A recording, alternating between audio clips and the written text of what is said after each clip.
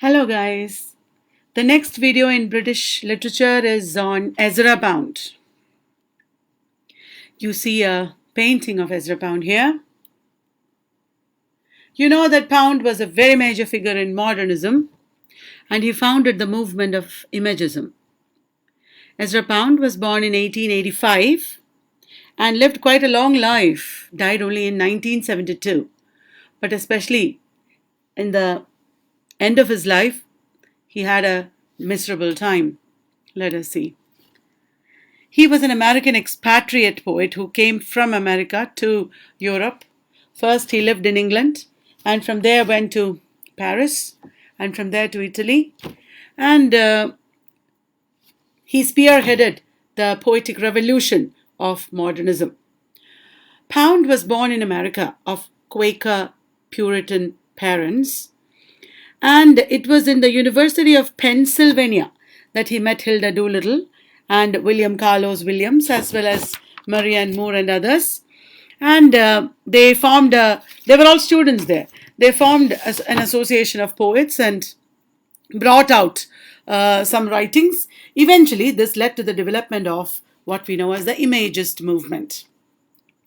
So the Imagist movement started in the University of Pennsylvania. They were also together, these people, at Philadelphia. We will meet them later.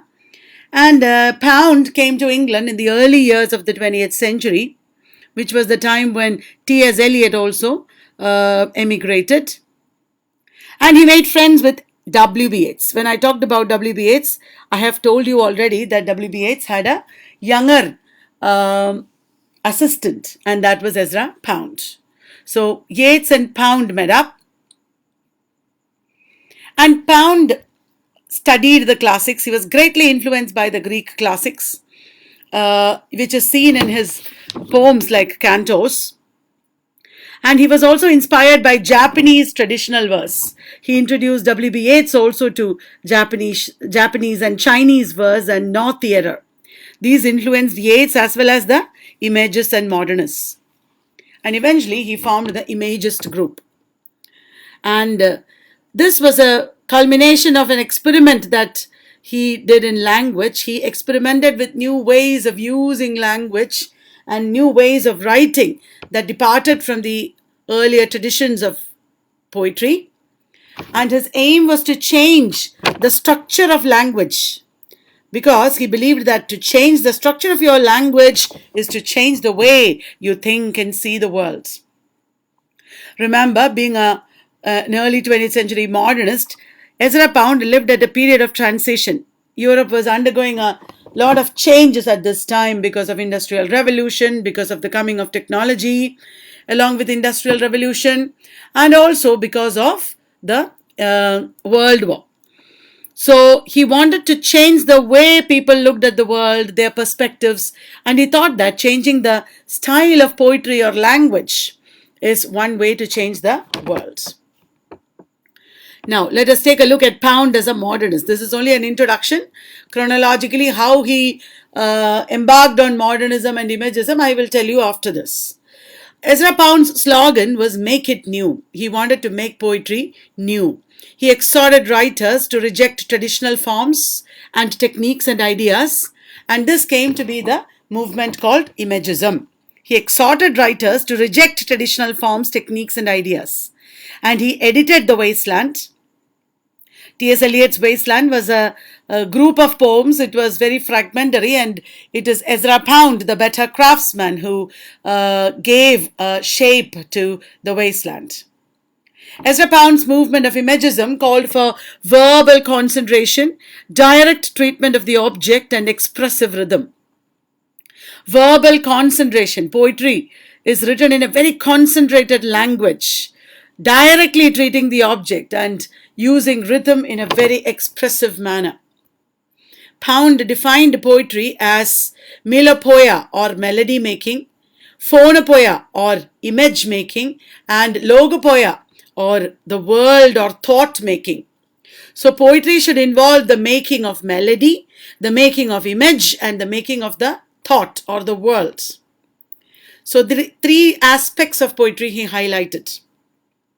Now, among his early works, there are many short poems and works that he wrote. Very important is Ripostus. Ripostus is published in 1912, and it is often considered the first Imagist collection, and it contains 25 poems.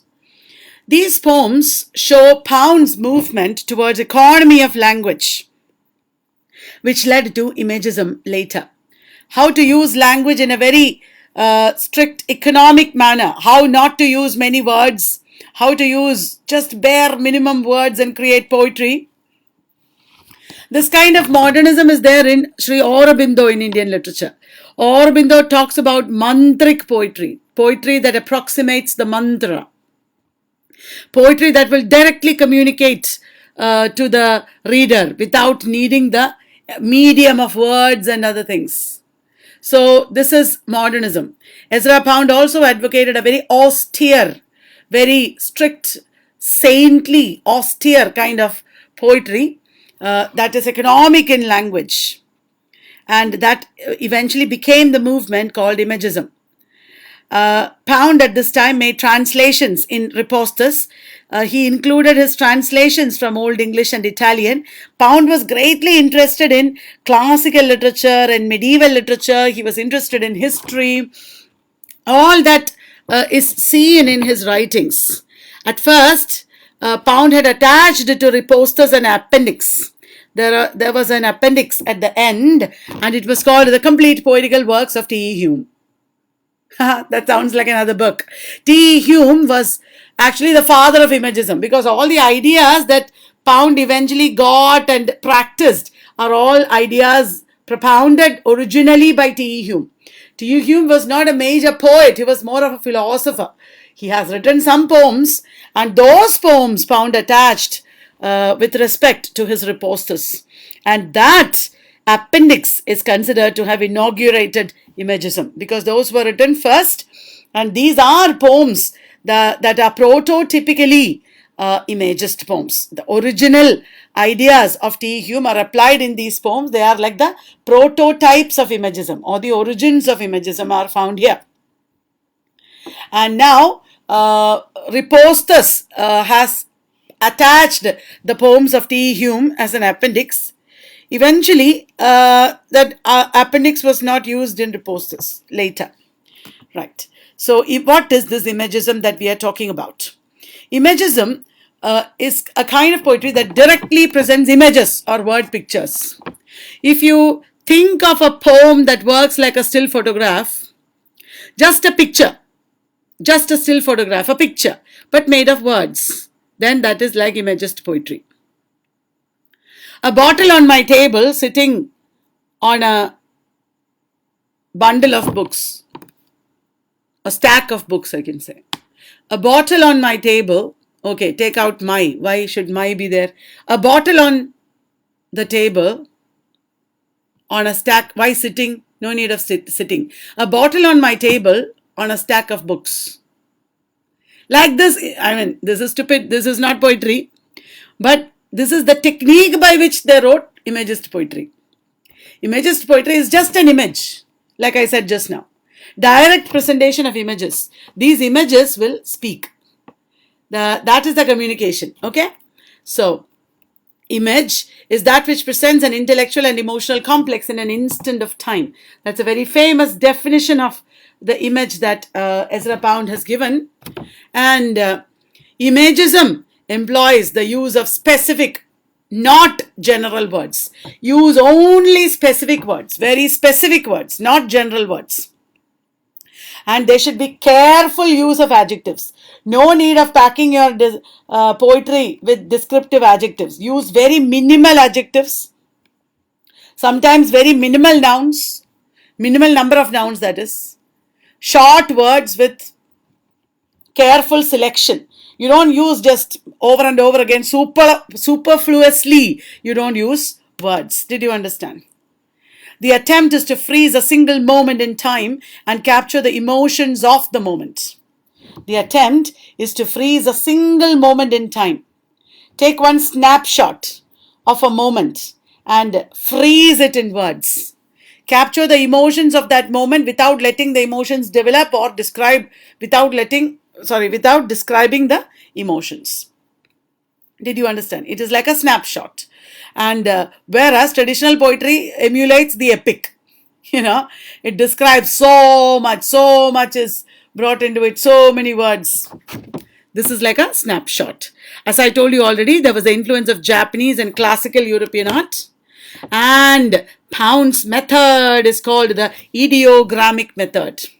Ideogrammic, that is a name given to his method. What is the meaning of that? It is a technique which allows poetry to deal with abstract content through concrete words. The technique of using words in such a way that abstract content is put in concrete words, concrete images. Without describing any abstract content, just describe concrete images and leave it to the reader to imagine the abstract content. Don't try to convey abstract content, just convey it is like objective correlative. What is objective correlative? Instead of trying to explain Hamlet's condition of the mind, the abstract condition of Hamlet's mind, instead of trying to explain it, just to show some objective correlative or symbol or image. Like in Macbeth, Lady Macbeth sleepwalking. Lady Macbeth does not run from pillar to post explaining her emotions. She just, in one quick movement, walks with a taper or candle at night, and that becomes the objective correlative of her emotions and trauma and confusion and guilt. Like that, Hamlet should have some objective correlative or some symbol which will convey his emotions. When somebody dies, suddenly it starts to rain. When somebody is raped, suddenly the candle is snuffed out. The light is extinguished. Things like that. So, objective correlative condenses a whole world of ideas and meanings and abstractions into one image. That is what T.S. Eliot said. Exactly that is Imagist poetry.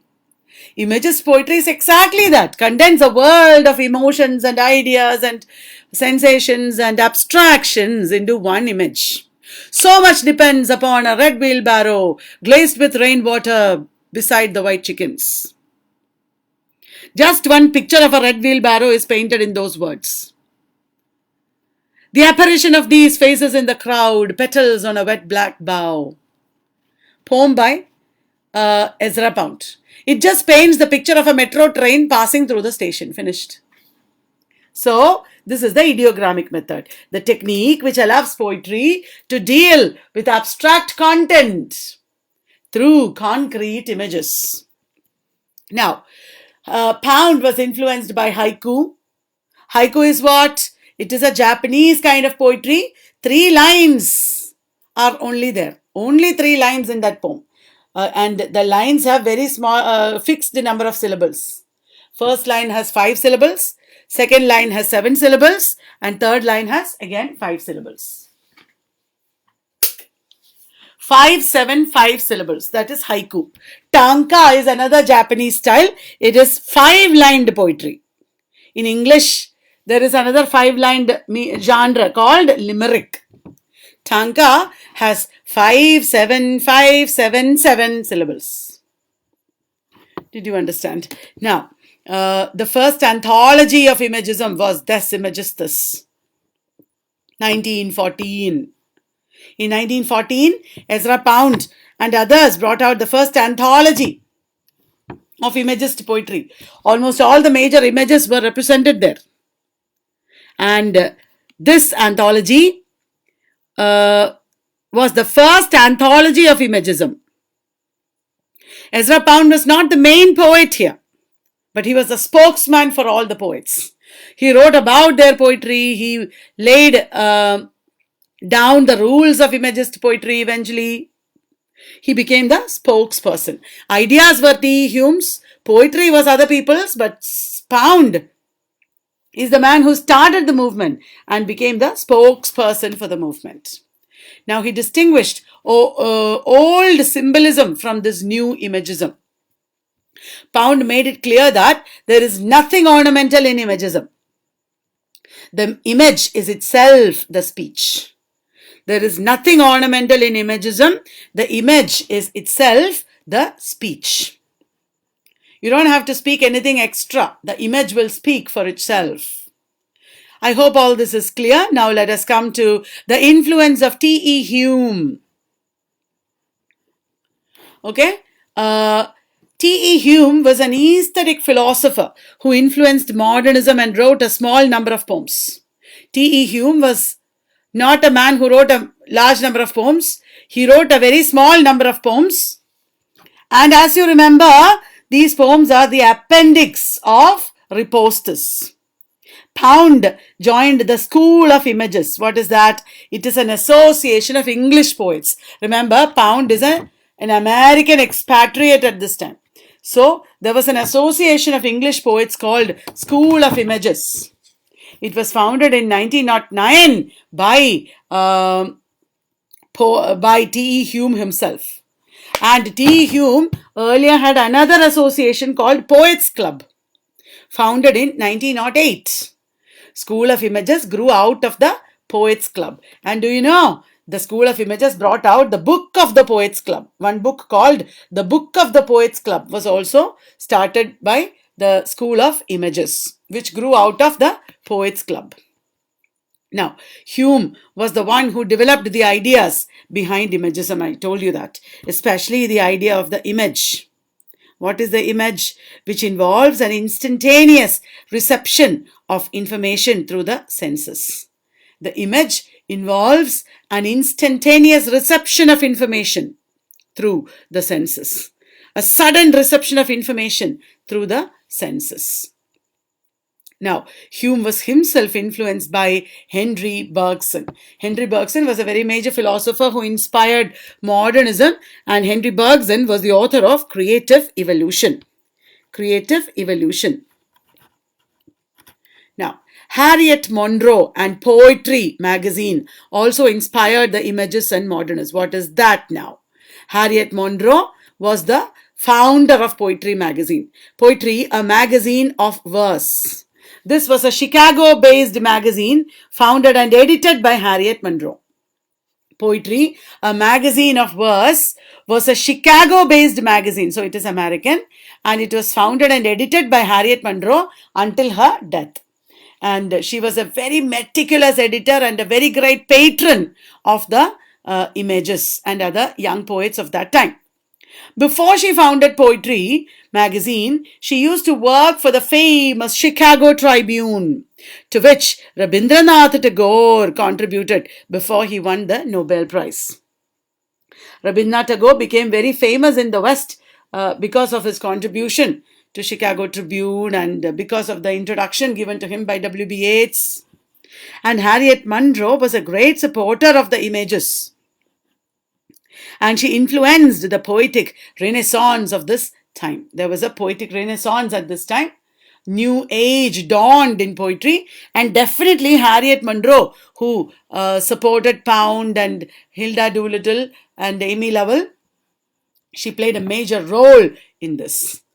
And famous poems that were published in Poetry magazine were 6 poems from Tagore's Gitanjali that was procured by Pound and sent to Harriet Monroe.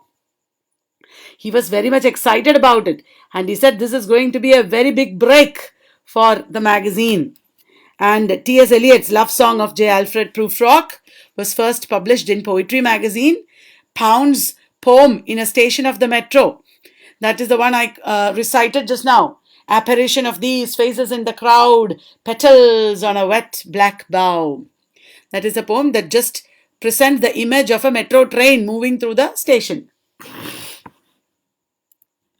And then Wallace Stevens' Sunday Morning. Wallace Stevens was another American modernist poet who was associated with the images. Modernists. And that was also published in Poetry magazine. The famous non-profit organization Poetry Foundation. You must have several times referred to the texts of poems presented in Poetry Foundation. And Poetry Foundation also has a very good biography of all the major poets. It's a very useful website. And that foundation now publishes Poetry magazine. Who are the major Imagist authors? Let us take a look at the Imagist authors who contributed to Des Imagistus and spearheaded the movement. First, we have Richard Aldington. Some of you might know Richard Aldington was married to Hilda Doolittle. This Hilda Doolittle was one of the pioneering, I have mentioned her here, I'll talk about her presently. Hilda Doolittle was a pioneering founder member of the Imagist movement. As I already mentioned, Hilda Doolittle, William Carlos Williams, Marianne Moore, Ezra Pound, all of them hung out together as students in Philadelphia as well as University of Pennsylvania. And Richard Aldington wrote a large number of poems actually. Des Imagistus, the anthology, 1/3 of that anthology is Aldington's poems. And Aldington is also famous for a novel, a war novel that he wrote, a memo I think, Death of a Hero. Death of a Hero. Now, Skipwith Cannell. Skipwith Cannell is not a name that people who have studied just the syllabus will know, because Skipwith Cannell, Richard Aldington, more people will know, but Skipwith Cannell, nobody studies his poems in MA courses, etc., at least out here. Skipwith Cannell was another important member of the Imagist movement, however. He met Pound in Paris, actually, later on in Paris, and his poems also appeared in Des Imagistus. And John Cournos, he is also known by his pseudonym that you might have heard probably, John Courtney. He was a poet of Russian and Jewish ancestry. And he was not only just a poet in English, he was also a major translator from the Russian language, John Cournos. And he was here living in England, America, because he was anti-communist. And he was in exile from Russia. John Cournos. Will you remember? Next, let me talk about H.D. That is the pseudonym of Hilda Doolittle.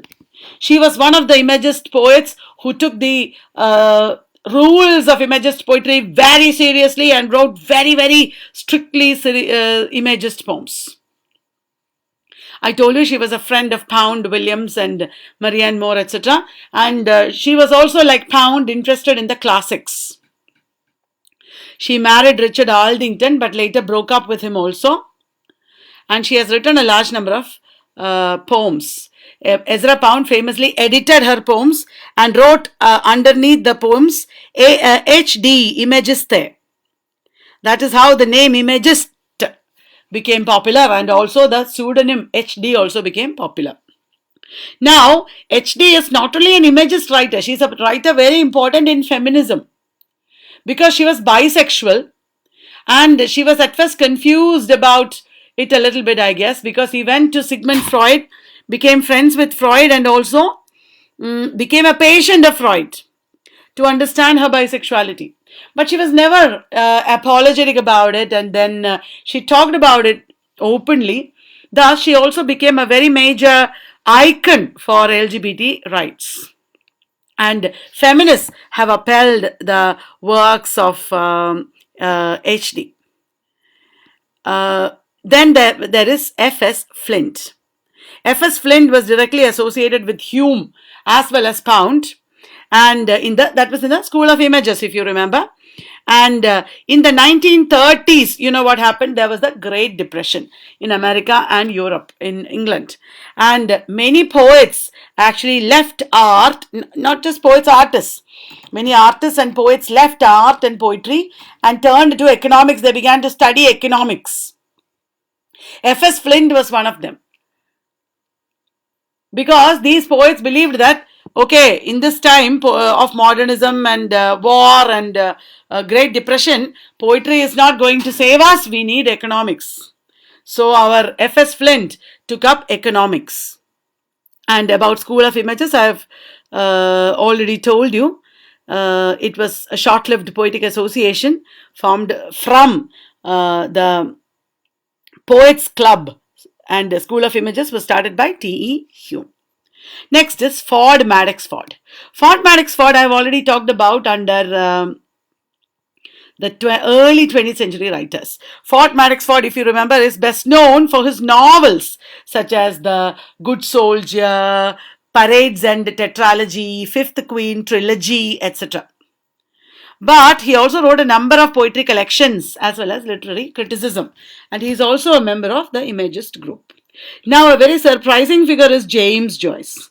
You know him as a novelist, and short story writer. But one poem by James Joyce, I Hear an Army, that is the name of the poem, that is included in Des Imagistus. He had actually sent this poem to W.B. Yeats, and W.B. Yeats had sent it to Ezra Pound. That is how Pound published it. And later, Pound became a great patron of Joyce's style of writing. And it was Ezra Pound who led to the publication of a portrait of the artist as a young man, and also Ulysses. I have mentioned this before, if you remember. So Joyce is also an early Imagist poet. And then there is Amy Lovell. Amy Lovell was also one of the earliest members, and she was she was the editor of all the Imagist publications. We are talking about Amy Lovell. And she wrote a number of poems, very meticulously rewriting Chinese poetry and writing haikus, etc. Amy Lovell is also well known as the biographer of John Keats. Then we have Ezra Pound. We are actually talking about Ezra Pound in this video, so I'm not elaborating on him here. Alan Upward. He's also a man who has contributed to Des Imagistus. And then we have the very famous writer, William Carlos Williams. William Carlos Williams was a very popular writer, and his most famous poem is The Red Wheelbarrow, which I quoted already. Now, William Carlos Williams was also a successful doctor, medical doctor, and he was also a painter. William Carlos Williams and his mother were both interested in painting, and Williams was a very major influence on the 1950s group of poets called the Beat Generation. William Carlos Williams inspired the Beat Generation. You might know from Red Wheelbarrow that as a poet he experimented with the image and with rhythm and diction. Next, what are the three principles of Imagism? It was laid out in A Few Downs by an Imagiste by Ezra Pound. Ezra Pound wrote A Few Downs by an Imagiste. And the three principles of Imagism, or the three rules of Imagism, are direct treatment of the thing, whether subjective or objective. The thing should be treated directly, whether it is subjective or objective. Don't beat about the bush, don't describe too much, just describe it directly. And to use absolutely no word that does not contribute to the presentation. Absolutely no word should be used that does not contribute to the presentation. Use just the minimum words. In a station of the metro actually began as a big poem, and he 30 lines it had originally, and he edited it, and finally it became 14 words. Are you following me? Now, those are the three principles of Imagism. And to compose the sequence, in the sequence of the musical phrase, not the sequence of a metronome. That is the principle. That is the third principle. To compose the poem not in an artificial rhythm, but in the natural rhythm of the musical phrase. The words itself should bring about a rhythm. You should follow that rhythm, not the artificial rhythm of a rhythm box. Metronome is like a rhythm box. And Pound added to these three rules his definition. I have already read out the definition to you. An image is that which presents an intellectual and emotional complex in an instant of time. I told you, like a snapshot. Suddenly, one moment should be captured. It should be intellectual as well as emotional. Now, what do you remember? See, this is what T.S. Eliot also said. What is it? Unification of sensibility. Intellect and emotion should be combined in, according to T.S. Eliot also. Unification of sensibility should be there. Intellect is head, emotion is heart. So, an image is that which presents the head and the heart. An emotional and intellectual both elements should be there. An intellectual and emotional complex in an instant of time, in a sudden moment, just one snapshot. The intellect as well as emotion should be captured. Now let us see how he is doing it in this famous poem in a station of the metro. I have put one black metro train here, and this is the station. When the metro train comes and stops and then suddenly moves on, what do you see? You just see the apparition of these faces in the crowd, petals on a wet black bough. This whole train is like a wet black bow. And these phases inside the train that you see when the metro train moves on, it is like petals. Petals, not flowers. He is saying petals on a wet black bow. Each phase of the human being inside is like a petal. Every petal is different, of a different color, of a unique texture, very sensitive and valuable. All these meanings are contained in it. The apparition of these faces in the crowd. The more you read it, the more it takes on meaning. Meaning is created in your mind. The poem is not presenting all the meanings. To present all the meanings here will be vulgar. Did you understand? So the poem is generating meanings in your mind only. Now, what are the features of this poem? Obviously, the most important feature is that brevity. It creates an effect of the metro train flashing by. When the words flash by like that, we feel like the metro train itself has flashed by, passed by. And it is so sensory. Apparition is so visual. When he says apparition, we know it is not a permanent picture that is in front of our eyes. It is just a fleeting picture. We see the fleeting image in front of our eyes with that word apparition. It is such a visual word. Apparition of these faces in the crowd. If you say visual or image or any other word, it won't create this effect. So sensory. Apparition of these faces in the crowd. And that word petals. Wow. You suddenly feel the softness. You suddenly feel the vulnerability. Petals on a wet, again sensory, black bough. You can see a black bough shining with rain.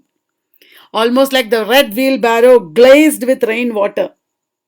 So, apparition, this is a very sensory language. Did you understand? There is the absolute, complete absence of flowery adjectives. There are no big descriptions of flowery adjectives or lengthy descriptions. There are none. There are none. Instead, you see just raw, basic details.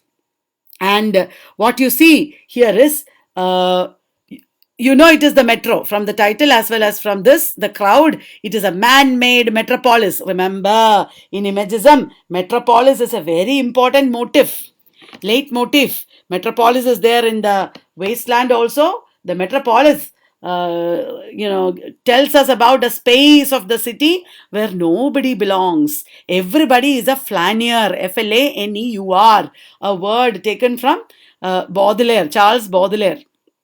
Walter Benjamin talked about the term flâneur. Everybody is like a man walking in the street in a town, in a city. Nobody belongs here in the city. Everybody is like a visitor, a wanderer, an outsider. So it is a metaphor for us being outsiders in this world also. We are all outsiders in this world. We have come just for some time. Pal do pal ka saath hamara. Just for some time we have come. And we have to again get separated. We are not going to be here forever. So this idea is there in this poem. The humanity is presented in the train, and the train is man-made metropolis, but it is juxtaposed with petals on a wet black bough. Suddenly it is juxtaposed with nature. And when a metropolitan scene is juxtaposed with beautiful, vulnerable nature, again, in your mind, lots of ideas are modernist ideas against science and progress, against metropolis. You realize that this is just a wasteland. Understood? Such ideas are evoked. And also, what he is describing here is what he sees. But what is the effect of the poem? The effect is what he imagines or what we imagine. So the poem is actually juxtaposing sight and imagination. What you see is not just what you see. It actually happens in your mind. It has to be colored with imagination. So this poem, you can say, with its juxtaposition of sight and imagination, is actually talking about the creation of poetry itself. It has a metafictional element where the poem is reflecting on how poetry is created. You see something and you create something different out of it. Did you understand? Like this poem has been created. If I sit and speak about this poem, I can go on and on and on. There are so many meanings here. So many meanings can be found here, but it is all in our mind. It is not given by the poet. Did you understand? The poet is not the authority here. The poet is just presenting a snapshot, and it is up to the reader. So, what is contained here? What idea? The death of the author. The author should be impersonal. The author should be just standing outside his text and letting the reader interpret it. T.S. Eliot's impersonality theory is applicable here. Roland Barthes' death of the author is applicable here. The author is not explaining, he is not expressing his emotions and personality here. The author is not trying to fix meanings for us. He is leaving the poem completely open to our interpretation. Every one of you might interpret this poem in a different way. Okay, it is okay. All these interpretations are valid.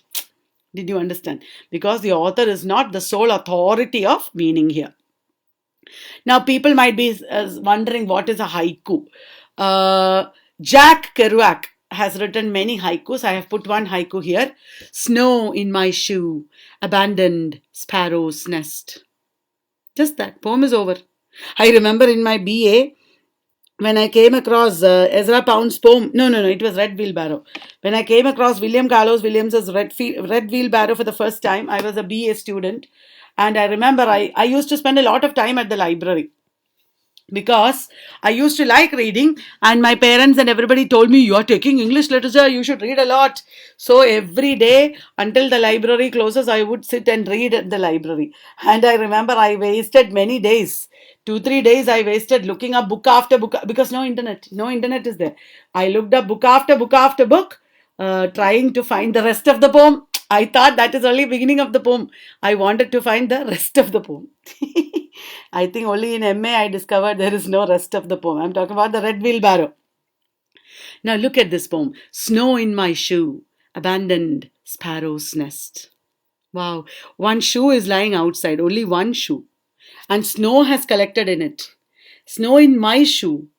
There is a feeling of abandonment here, desertion here. Why is the shoe lying outside? Because it is old.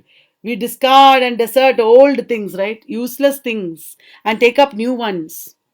Or is it even because the author is dead and probably he is writing after death? We don't know. Snow in my shoe. The shoe is useless now. And there is only one shoe. Or does it belong to a one-legged man's shoe? Does it belong to a one-legged man? Snow in my shoe, abandoned. It is lying outside. Is it because this is a homeless man? Is it because he doesn't have a home? Is it because he doesn't want to go home? Snow in my shoe, abandoned. Oh, that feeling of abandonment, desperation, desolation. That is contained in the second line. That is exemplified, epitomized in the second line, abandoned. And that word is lying abandoned alone. Snow in my shoe, abandoned sparrow's nest. Again, he is comparing the shoe with a nest. And the shoe has become a sparrow's nest. Or is it the shoe is like a sparrow's nest? And a sparrow's nest is also abandoned. Why? Because probably the sparrows have grown up. The chicklets have grown up and flown away. Or is it because they are dead? Somebody ate the eggs or killed the babies. Remember, in the context of war and 20th century modernism, Jack Kerouac was also a beat generation poet who came in the 1950s after war, Second World War. In the context of war and the desolation that people left in Europe after the war, you're also reminded of war and bloodshed. So many houses and buildings must have lain like this, collecting snow after the bombing. Can you imagine? Abandoned because all the people there died. Wasteland it became, Europe. And so See, just a few words, 7 words only, and I have been talking for a long time about it. I can still go on and talk and talk and talk and connect it to everything I feel and I know. This is the importance of imagist poetry. You can't do that when the author fixes meaning. In many poems, the author fixes meaning. He will give us the meaning completely, and there is nothing left for us to do. Did you understand? Now look at William Carlos Williams's Red Wheelbarrow. So much depends upon a red wheelbarrow glazed with rainwater beside the white chickens. See, there is a rhythm there. So much depends upon a red wheelbarrow glazed with rainwater beside the white chickens. Read it again and again and see it in your mind. He's saying so much depends upon a red wheelbarrow. Again, the red wheelbarrow looks like abandoned, glazed with rainwater it is. Not snow, but rainwater. And there are white chickens beside it. Wow, red wheelbarrow and white chickens. Look at the contrast. Red wheelbarrow.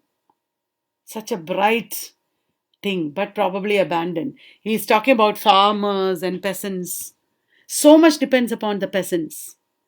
They are, nobody is caring about them, but they are important. So much depends upon a red wheelbarrow. Sometimes this red wheelbarrow is somebody at home, some mother or grandmother. You have just left them there. You don't think about them, care about them, but so much depends upon them. It is so good that they are there in your life. Somebody in your life, you think when they are there, you think, I just want to get rid of them. I hate it. Why are they here? I don't want them. But you don't realize how important it is. That red wheelbarrow is lying there rusting, taking all the rain. But when you need a red wheelbarrow and if you don't find it, it is going to be trouble. Did you understand? So much depends upon a red wheelbarrow. It cannot be white wheelbarrow or any other wheelbarrow. That every single word there is important. It adds to the meaning of the poem. Glazed with rainwater. It is a beautiful picture. Glazed. He doesn't say wet with rainwater, dirty with rainwater. The other words also can be used. Glazed with rainwater. It's a beautiful picture. It's beauty beside the white chickens. Nobody ever looked. It's such an insignificant aspect of life. Who will care for the white chickens? Which chickens are white or black? Who cares? You just kill them and eat them and use them for eggs and shoo them away. Many of us are those white chickens. Did you understand? This poem is probably about us. Some of us are the wheelbarrow, some of us are the white chickens. So beautiful, insignificant, yeah, but so important in so many ways. Did you understand?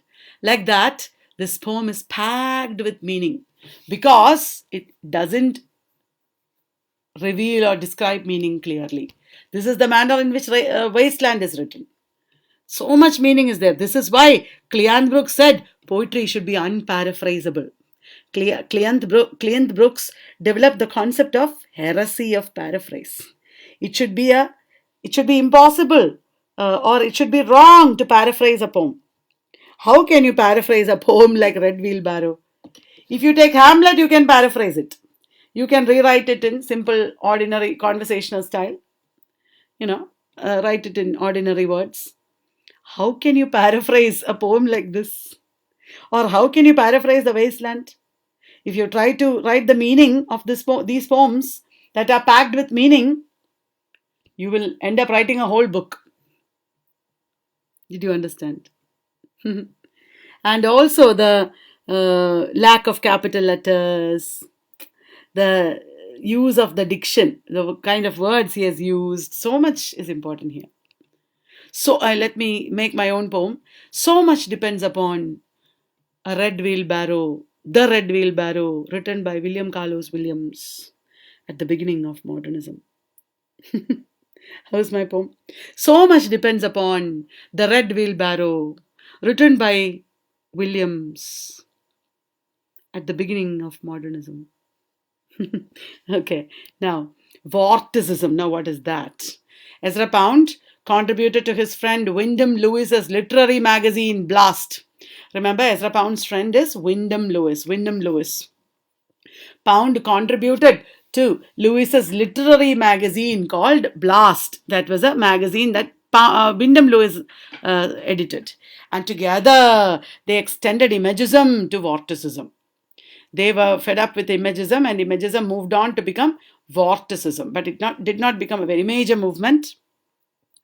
Vorticism was partly inspired by Cubism. Cubism, is an art movement. It is Pablo Picasso's movement. And what Pablo Picasso did in Cubism, Cubist art, is what the Images did or Vortices did.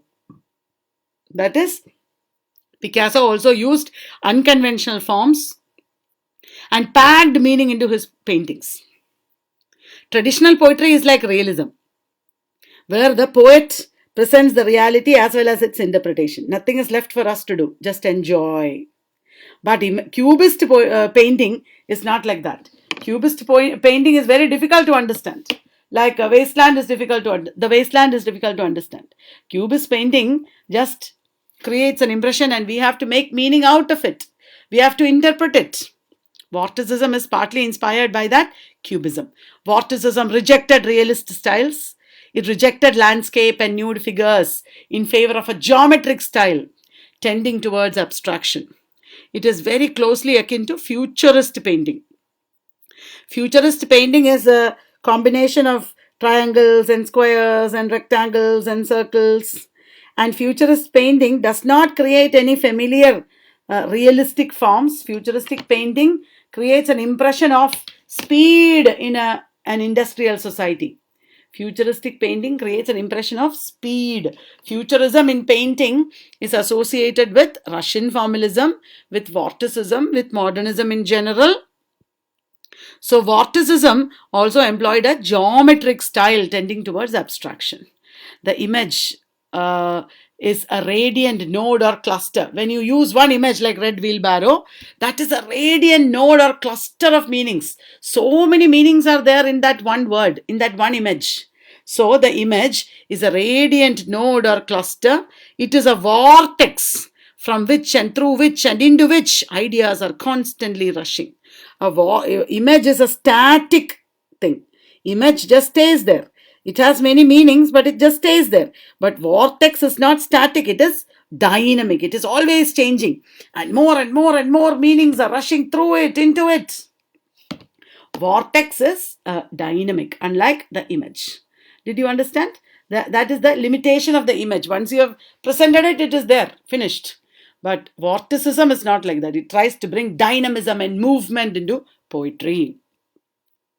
Now, Ezra Pound wrote in 1920 another major poem, Hugh Selwyn Moberly. It is made up of 18 short poems in 2 sections. It's actually a collection of poems. And it has 2 sections. The first section is autobiographical.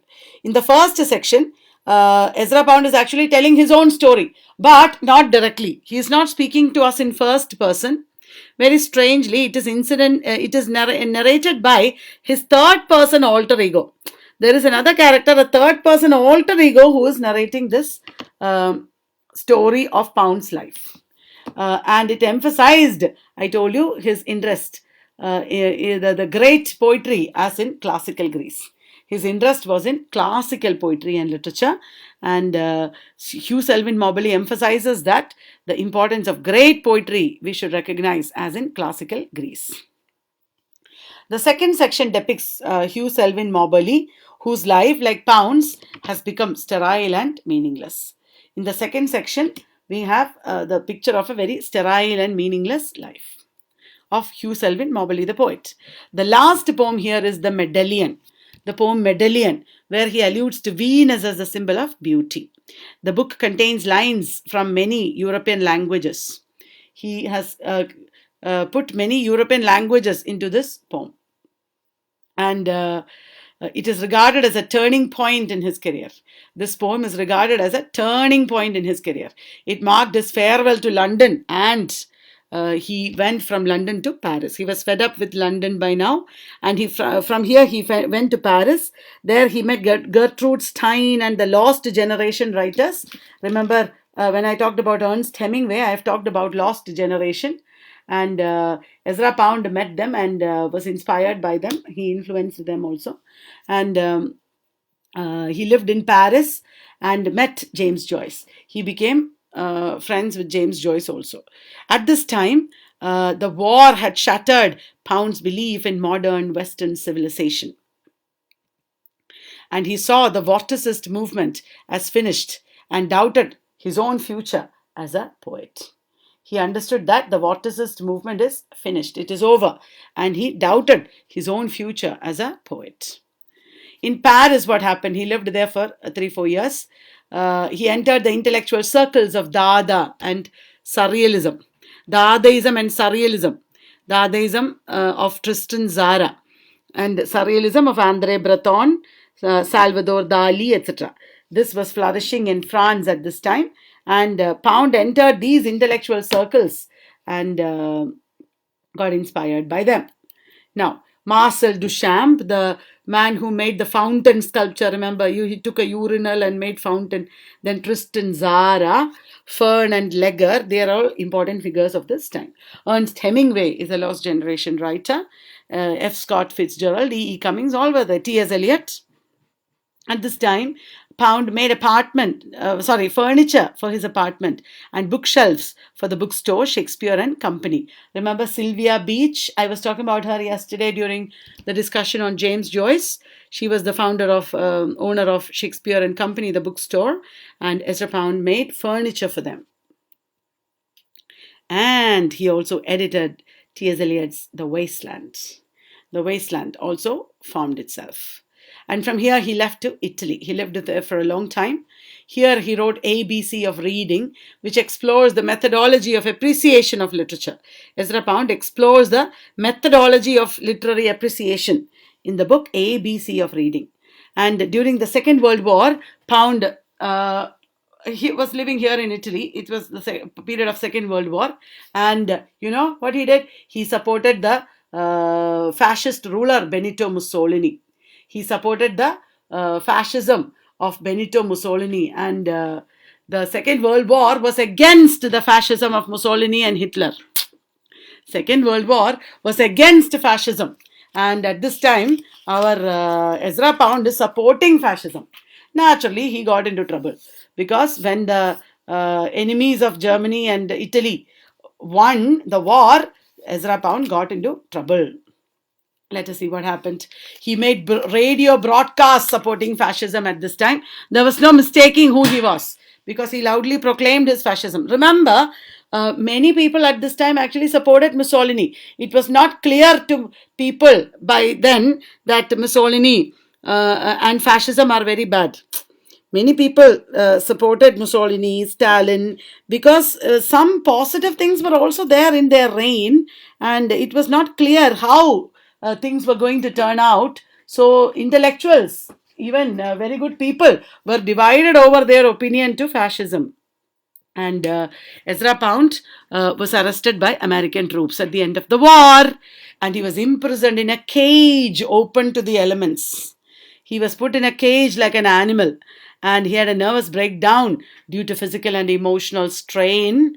And he composed the sixth book of the cantos called the Peasant Cantos about his experience in the prison camp. The cantos was published written over a long period, and the sixth book of the cantos is called the Pisan Cantos. Pisan means of Pisa, where he lived in Italy, and this book is about his torturous experiences in the prison camp. And he was found to be psychologically unfit to stand trial. He went mad, and he could not be tried. And he was confined to a hospital for the criminally insane and later released. Oh, he had a very, very tough time at this time. And then he died eventually long after this in Italy. God granted him an unnecessarily long life, I suppose, because after this he did not write much and he deteriorated. Poor man suffered a lot. This is a picture of the cages where Pound was held. Like a gorilla or something, he was put there. The Cantos is a long, incomplete poem written between 1915 and 1962.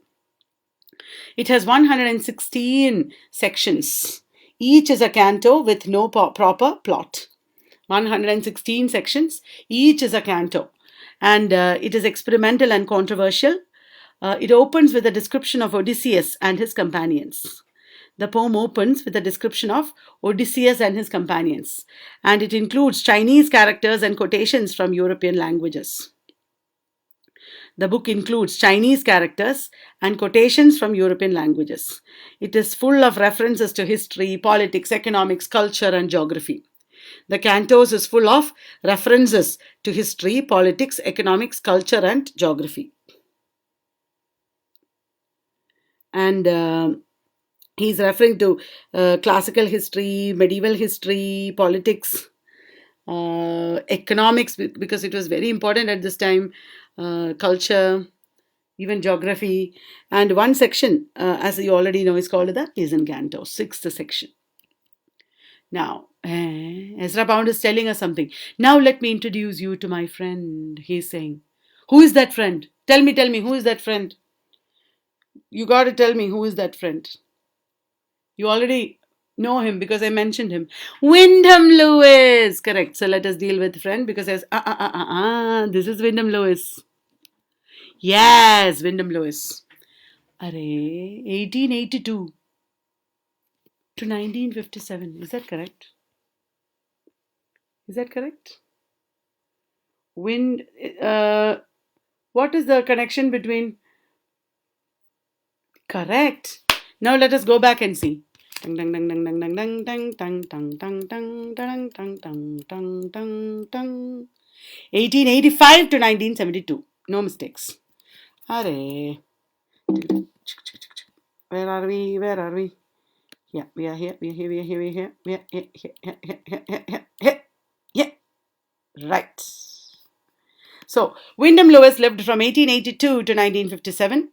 He was a major British artist and writer of the early 20th century, reputedly born on his father's yacht.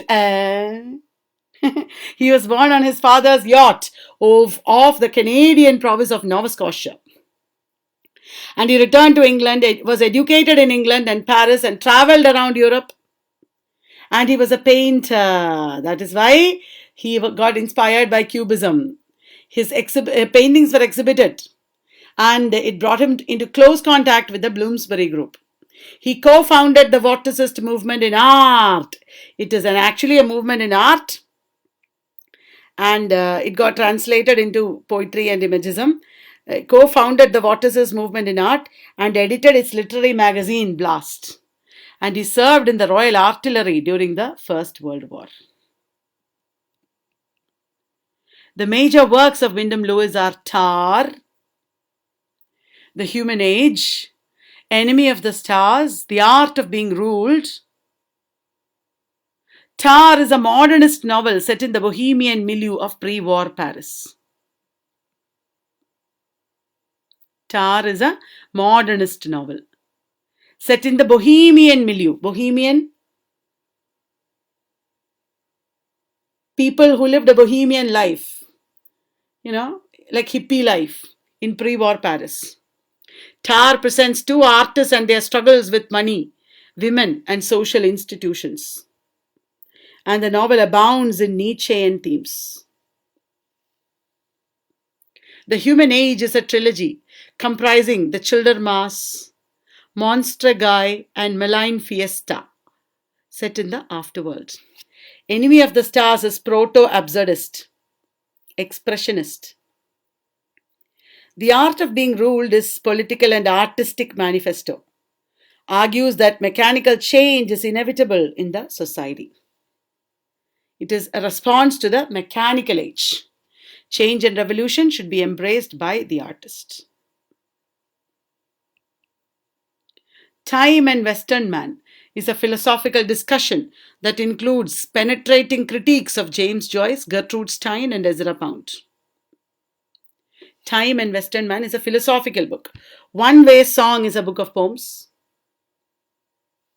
One Way Song. The Apes of God is a biting satire on the London literary scene. The Apes of God.